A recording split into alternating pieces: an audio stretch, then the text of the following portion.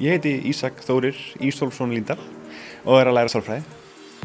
Þegar ég skoðaði námið á Uglinni hvaða áfanga ég væri að fara í gegnum í náminu, það farið víðan völl og ég gæti sannarlega nýtt mér þetta eiginlega sama hvaða átt ég myndi vilja fara í næst eftir BA-námi sko.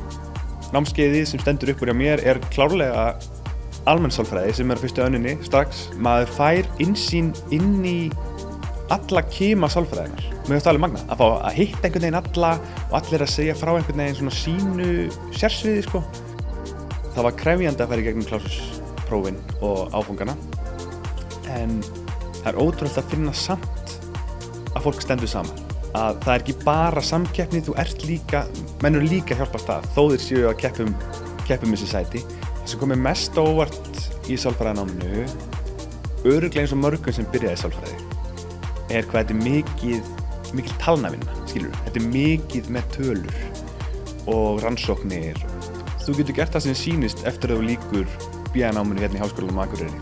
Allt sem er tengt félagsvísindagreinum, hvort sem það er mannauðsstjórnun, klínísk sálfræði, rannsóknartengt sálfræði, bara name it, það er allt í boði.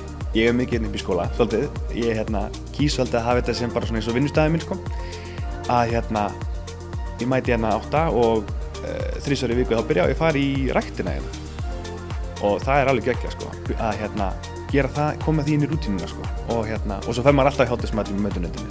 Það er key sko, geggjað matur hérna.